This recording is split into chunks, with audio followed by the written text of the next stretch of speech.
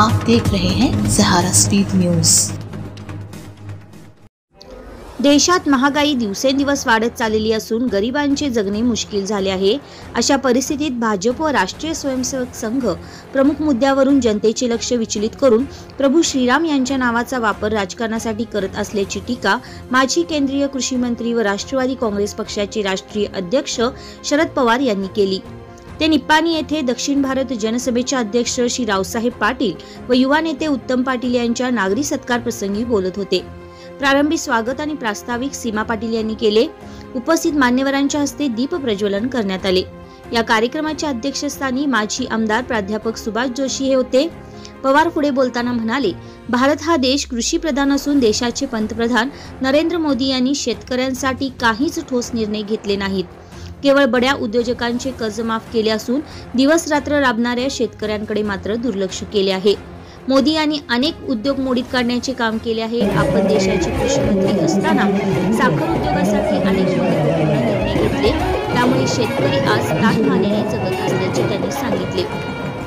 शिवाय देशातील भाजप सरकारला सत्तेवरून खाली खेचण्यासाठी इंडिया आघाडीची स्थापना झाली असून येत्या निवडणुकीत जनसामान्यांचे हित जोपासण्यासाठी या आघाडीला निवडून द्या असे आवाहन त्यांनी केले। सत्काराला उत्तर देताना आणि कृतज्ञता व्यक्त करताना युवा नेते उत्तम पाटील म्हणाले, विधानसभा मतदारसंघात कमी मताने पराभव झाला असला तरी सुद्धा खचून न जाता कार्यकर्ताच हा माझा पक्ष समजून पुढील काळामध्ये आमचे मार्गदर्शक शेतकऱ्यांचे नेते शरदचंद्रजी पवार यांच्या मार्गदर्शनाखाली कार्यकर्त्यांच्या सेवेसाठी कायम तत्पर असल्याचे त्यांनी सांगितले। या प्रसंगी माजी आमदार सुभाष जोशी, महाराष्ट्र राज्याचे मंत्री जयंत पाटील, अशोक कुमार असोदे, प्रकाशरावजी मोरे, सचिन पवार, राजवर्धनी पाटील, बाळासाहेब सूर्यवंशी, सोनू कदम आदींनी आपले मनोगत व्यक्त केले। यावेळी या कार्यक्रमास माजी आमदार राजू आवळे, अभिनंदन पाटील, रवींद्र शिंदे, निरंजन पाटील, गजानन कावडकर, राष्ट्रवादी काँग्रेस पक्षाचे नगरसेवक, नगरसेविका, ग्रामपंचायत अध्यक्ष, उपाध्यक्ष, महिला कार्यकर्ते मोठ्या संख्येने उपस्थित होते। कारण लहानाचा मोठा मी साहेब तुमच्याकडे बघून झालेला आहे। आज सुद्धा तुमच्याकडे बघून माझा हा पराभव मी या ठिकाणी पचवला साहेब। कारण आज आपल्या संपूर्ण आयुष्यामध्ये आपण किती चढ उतार बघितला असाल, याकडे जर आपण सगळ्यांनी बघितलं तर हा उत्तम पाटील कुठेही नाहीये। साहेबांनी अनेक चढ उतार या ठिकाणी आपल्या राजकीय जीवनामध्ये बघितल्या।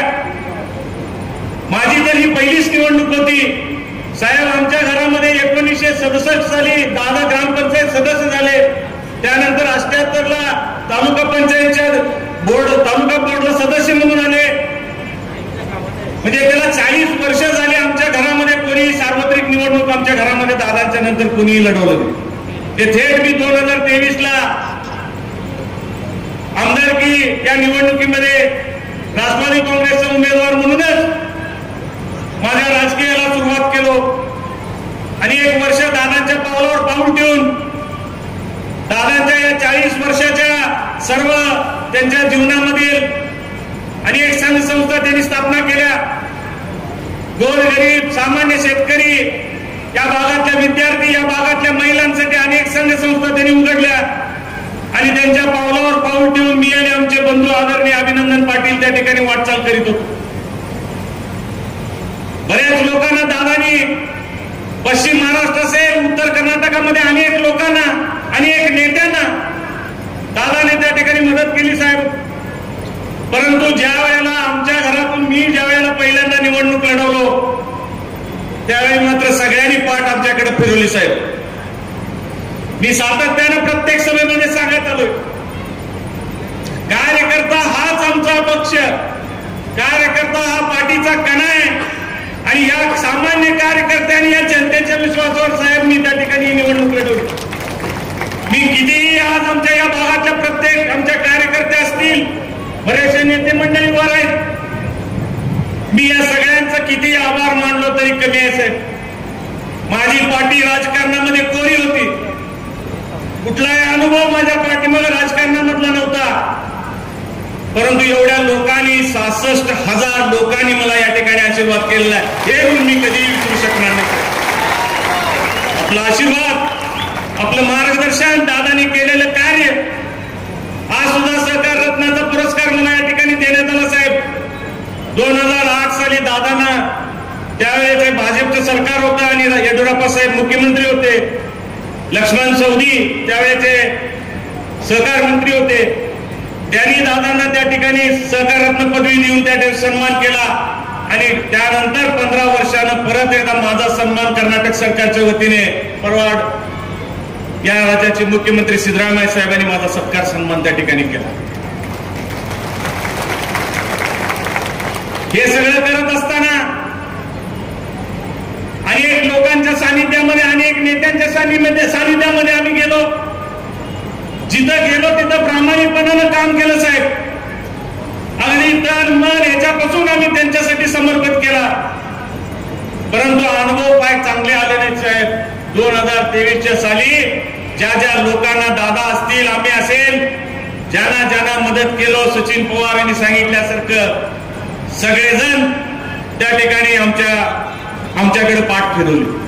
फक्त सामान्य लोकांचं मी कधीही या ठिकाणी सगळ्या आमच्या कार्यकर्त्यांचं असेल, विशेष करून मी काम करत असताना सातत्याने पडद्यामागे राहून आमचे पितृतुल्य बंधू अभिनंदन पाटील कधीही व्यासपीठावर आले नाही. जरी हा उत्तम पाटील तुमच्या सर्वसामान्य लोकांच्यात मिसळून जर काम करत असेल तर त्याच्या पाठीमागे ज्याची ऊर्जा आहे ते आमचे बंधू आदरणीय अभिनंदन पाटील आहेत.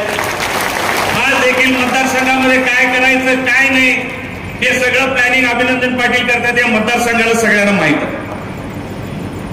त्याचबरोबर दादांचा आशीर्वाद आणि 2008 साली साहेब तिरंगी निवडणूक या ठिकाणी झाली. त्यामध्ये प्राध्यापक सुभाष जोशी सर जनता दलातून उमेदवारी घेतली होती. त्यावेळेला आम्ही सरांना विरोध केला, सरांच्या विरोधात निवडणूक लढवली. ज्या माणसाच्या विरोधात आम्ही राहिलो तो माणूस 2023ला माझ्या सोबत राहिला. त्यांचा सुद्धा किती मी आभार मानलं तरी थोडा आहे. या सगळ्या गोष्टीचं जाणीव, या सगळ्या गोष्टीचं भान मला या ठिकाणी आहे साहेब. आपला सदैव आशीर्वाद माझ्या पाठीशी असाच राहावा. आज अनेक प्रश्न मतदारसंघातले आहेत. पूर्वी मी सहकाराच्या माध्यमातून, आर्यन उद्योग समूहाच्या माध्यमातून लोकांच्या पर्यंत पोहोचण्याचा प्रामाणिक प्रयत्न करत होतो साहेब. परंतु आज एवढ्या लोकांनी माझ्यावर विश्वास टाकलाय. आज अनेकांचे प्रश्न आहेत, अनेक गावातले प्रश्न आहेत, शहरातले प्रश्न आहेत, शेतकऱ्यांचे आहेत, कार्मिकांचे आहेत, महिलांचे आहेत. या सगळ्या जर समस्यांना तोंड द्यायचं असेल तर साहेब तुमची साथ मला त्या ठिकाणी पाहिजे. तुमचा आशीर्वाद माझ्या पाठीशी त्या ठिकाणी पाहिजे साहेब.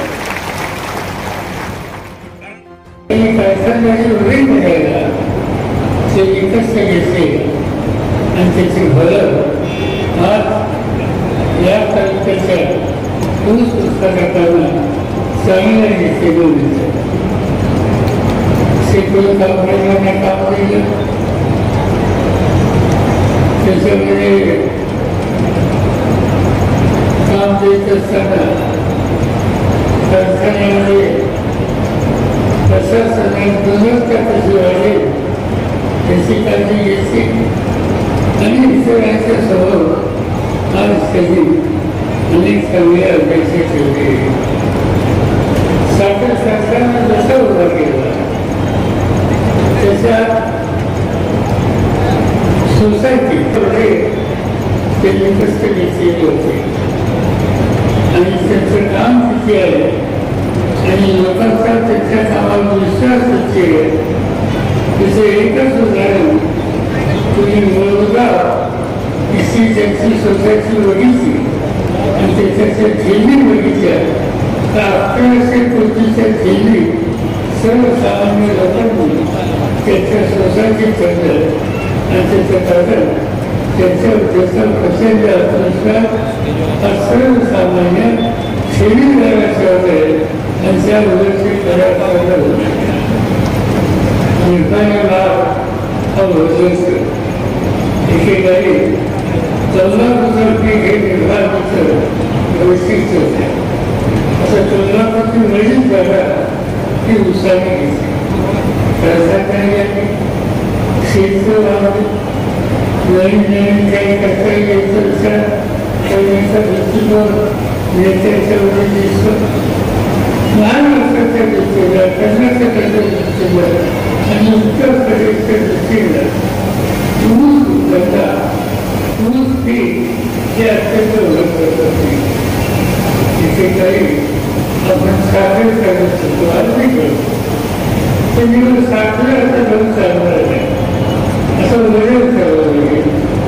गेले 3 दिवस मी अध्यक्ष असलेल्या एका संस्थेनं ज्याचं नाव प्रसन्नदादा शुगर इन्स्टिट्यूट त्यांनी या साखरेच्या संबंधीची आंतरराष्ट्रीय आम्ही बोलवली काल संस्थेची त्यांच्या परिषदेला जवळपास 22 देशाचे लोक आहेत आणि जवळपास 5,000 शेतकरी जे प्रत्यक्ष ऊसाच्या धंद्यात ते देशाच्या कामात मदत करतात आणि सगळी चर्चा विचारची काही झाली की ठीक आहे साखर वगैरे चालतं आता साखर कसं कामात राहतं मुलींपासून त्याच्याबरोबर इथेनॉल त्याच्याबरोबर हायड्रोजन आणि त्याच्यानंतर रोलिंग विमान चालवण्यासाठी लागणारं जे फुयल आहे हे आपल्याला जावं लागेल आणि 2% शेतकऱ्याच्या हिच्यामध्ये